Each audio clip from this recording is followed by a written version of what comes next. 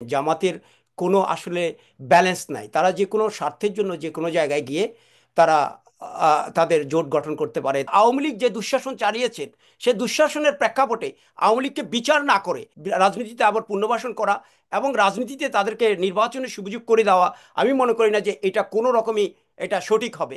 আমি দেখলাম গত দুই একদিন আগে বা গতকালকে সম্ভবত মাদারীপুরে একটা আইনজীবী পরিষদের নির্বাচন হয়েছে। সেখানে আপনার বিপুল ভোটে সমস্ত প্যানেল বিএনপি পরাজিত হয়েছেন এবং আওয়ামী লীগের লোক সবাই মানে বিজয় অর্জন করেছেন।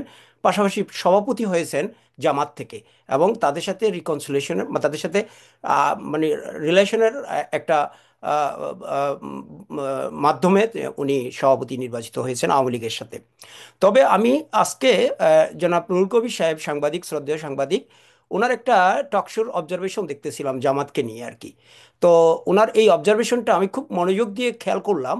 তো উনি যে অবজারভেশনটা দিচ্ছেন, জামাতের কোনো আসলে ব্যালেন্স নাই। তারা যে কোনো স্বার্থের জন্য যে কোনো জায়গায় গিয়ে তারা তাদের জোট গঠন করতে পারে, তাদের নির্বাচনী মানে আপনার ইস্যুগুলো তৈরি করতে পারে।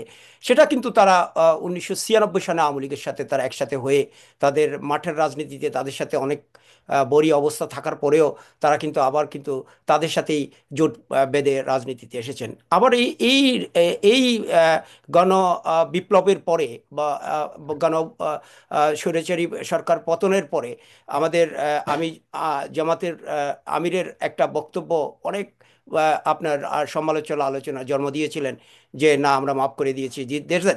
দ্যাট ইজ দ্য অ্যাকচুয়ালি আমাদের দেশের রাজনৈতিক কালচার। আমি জাস্ট একটা আলোকপাত করলাম। তো এই রাজনৈতিক কালচারে আপনি কাউকে বিশ্বাস করতে পারছেন না। আমরা কিছুক্ষণ আগে প্রোগ্রামে আসার আগে আলোচনা করছিলাম যে এখন যে যৌথ বাহিনীর লোকজনরা আছেন তারাই এখন চাঁদাবাজি করতেছেন। তাহলে ঘটনাটা কি দাঁড়াচ্ছে? পুলিশ চাঁদাবাজি এখন কিন্তু চরম আকারে দাঁড়াচ্ছে। আমার কাছে অনেকগুলো রেকর্ড আছে যেগুলোর আপনার ভয়েস রেকর্ড শুদ্ধ আছে। এসপি সাহেব যে চার্জশিট দেওয়ার জন্য 5 লাখ টাকা সাধারণ মানুষের কাছে যারা হচ্ছে ভিকটিম হচ্ছে, ওই যে জুডিশিয়ারি, যে আশরাফ ভাই বললেন যে জুডিশিয়ারিতে যে দুর্বৃত্তায়ন আওয়ামী লীগের সময় ছিল, সেই দুর্বৃত্তায়ন এখনই এক্সিস্টিং আছে এবং সেখানে জোট বেঁধে বেঁধে আমি কোনো পার্টির কথা বলছি না, সকল অ্যাঙ্গেলের মানুষজন কিভাবে আপনার অর্থকড়ি কামাবে, কিভাবে মানুষকে নিষ্পেষিত করে তাদের মাধ্যমে টাকা কামাবে, এটাই মনে হয় মুখ্য একটা প্ল্যাটফর্ম হয়ে গেছেন এখন বাংলাদেশে। টাকা কামানো, অর্থ কামানো এমন একটা সহজ কাজ, যার ফলে এখন আসলে যে তত্ত্বাবধায়ক সরকার, যে ইউনূস সাহেব অত্যন্ত ভদ্রলোক, কিন্তু উনি আসলে কোথাও কোনো জায়গায় কন্ট্রোল করতে পারতেছেন না। প্রথমত আমি যদি বলি, আইনের যে জুডিশিয়ারিতে যিনি দায়িত্বে আছেন উনি আসিফ নজরুল সাহেব। উনি একটা শার্ট ছাড়া বলে আর ওনার শার্ট নাই, উনি কিন্তু মিডিয়াতে বলেছেন।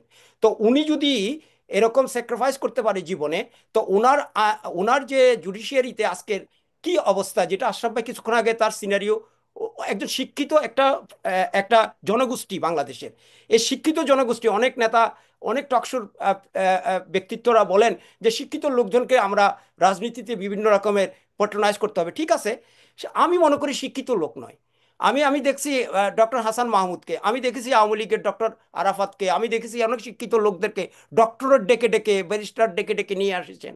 কিন্তু রাজনীতিতে তারা কি দিয়েছেন? দেশের মানুষকে শোষণ করে নিয়ে চলে গেছেন। আমাদের এখন বর্তমান প্রেক্ষাপটে দরকার মানবিক লোক।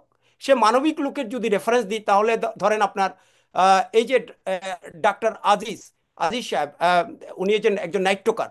ওনার আজকে একটা আমি ক্লিপ দেখতেছিলাম, উনি 300 টাকা ভিজিট নেয়, 500 টাকা ভিজিট। উনি হচ্ছেন ঢাকা মেডিকেল কলেজের প্রফেসর এবং সিনিয়র প্রফেসর।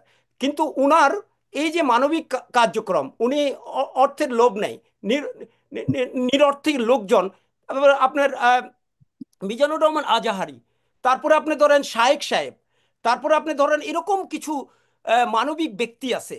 কিন্তু আসলে আপনি যদি এদেরকে ডেকে ডেকে মানবিক ব্যক্তি, আমাদের ডক্টর ইনুস সাহেবও ভালো মানুষ, কিন্তু এদেরকে আপনি ডাকে কিন্তু এখানে বসান। মানবিক ব্যক্তির সাথে রাষ্ট্র পরিচালনার বিষয়টাকে কেন ঘুরিয়ে ফেলছেন আমি জানি না। কিন্তু কেন আমার বলতেছি? আমার কথা কারণ হলো, আমি বাংলাদেশে আমি তো প্রশ্নটা করেছিলাম দুর্নীতি, আপনাকে, বাংলাদেশের রাজনীতিতে মেইন। প্রশ্নটা করেছিলাম আপনাকে সরকারের, বর্তমান সরকারের যে ব্যর্থতা সেগুলো নিয়ে কথা বলার জন্য। প্রশ্নটা হ্যাঁ, করেছিলাম যে শর্ত সাপেক্ষে আওয়ামী লীগকে ফেরানোর জন্য বিএনপি, জামায়াত থেকে শুরু করে সরকারের একজন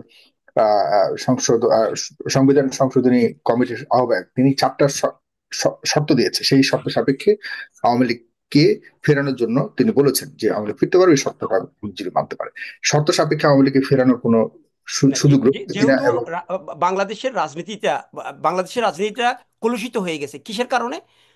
আপনার দুর্নীতি, স্বজনপ্রীতি এবং মানে পৈশাচিক রাজনীতিক আপনার অ্যাপ্রোচ, স্বৈরাচারী অ্যাপ্রোচ, এই কয়েকটা কারণের জন্য আজকে যেহেতু রাজনীতি কলুষিত হয়ে গেছেন, সে প্রেক্ষাপট থেকে আপনি যদি মনে করেন যে আওয়ামী লীগকে অ্যাগেইন আবার সুযোগ দেওয়া যায়, তাহলে আমি আমার জায়গা থেকে ব্যক্তিগতভাবে রাজনৈতিক আমার পার্টির কোনো অবস্থান থেকে নয়, ব্যক্তিগত অবস্থান থেকে আমি মনে করি আওয়ামী লীগকে যারা আওয়ামী লীগের সবচেয়ে অন্যায় কাজ করেছেন দেশের মধ্যে, তাদেরকে বিচারের আগে আমার আমার মনে হয় না নির্বাচনে অংশগ্রহণ করার সুযোগ দেওয়াটা সঠিক হবে।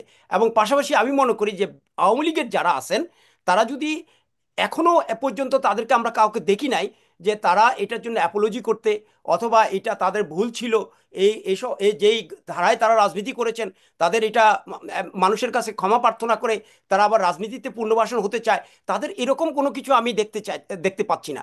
তারা হচ্ছে ফেব্রুয়ারিতে তারা আন্দোলন করবে, তারা হচ্ছে হরতাল দিবে, তারা হচ্ছে বিভিন্ন রকমের গণবিরোধী যেসব কার্যক্রমগুলো সেগুলো তারা হাতে নিতে চাচ্ছে। তবে আমি সকল সাধারণ মানুষের মতোই বাংলাদেশে যে আওয়ামী লীগ যে দুঃশাসন চালিয়েছেন, সে দুঃশাসনের প্রেক্ষাপটে আওয়ামী লীগকে বিচার না করে আমি মনে করি না যে তাদেরকে রাজনীতিতে আবার পুনর্বাসন করা এবং রাজনীতিতে তাদেরকে নির্বাচনের সুযোগ করে দেওয়া, আমি মনে করি না যে এটা কোনো রকমই এটা সঠিক হবে। এবং সেই প্রেক্ষাপটে যে যে আওয়ামী লীগ যদি আসতেও চায়, কোনো অসুবিধা নাই, কিন্তু তাদের এই জিনিসগুলো ক্ষমা এবং তাদের নতুন রিকনসিলেশন এবং তাদের নতুন একটা প্ল্যাটফর্ম, যারা হচ্ছে এই এই দুর্নীতি, স্বজনপ্রীতি অথবা স্বৈরাচারী রাজনীতির সাথে জড়িত ছিল না এবং হত্যা, খুন, রাহাজানির সাথে জড়িত ছিল না, তাদেরকে রাজনীতিতে এসে যদি তারা যদি আওয়ামী লীগ করতে চায়, তাদের তো কোনো সমস্যা নাই, তাদের গণতান্ত্রিক অধিকার আছে, তারা করতেই পারে। আমি আমি সেটাতে বিশ্বাস করি। আর আপনার যে কথাটা বলতেছিলাম রাজনীতিতে দুর্নীতিটা, এই জন্য রাজনীতিটা আজকে এরকম খারাপ হয়ে যাচ্ছে।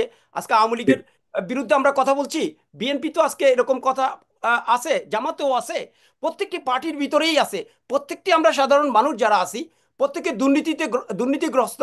এবং এই দুর্নীতিগ্রস্ত হওয়ার কারণেই আজকে কিন্তু রাজনীতিও দুর্নীতিগ্রস্ত হয়ে গেছে, স্বৈরাচারীগ্রস্ত হয়ে গেছে।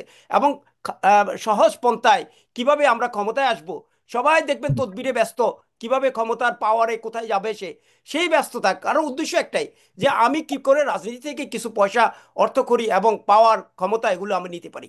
তাহলে রাজনীতিতে আপনি কিভাবে আপনি এটাকে আপনি আপনার সময় রিকনসিলেশন যতক্ষণ নেবেন? থাকবে ততক্ষণ পর্যন্ত আসলে সেই রিকনসিলিয়েশন আপনার হওয়ার কোনো সম্ভাবনা দেখছেন না।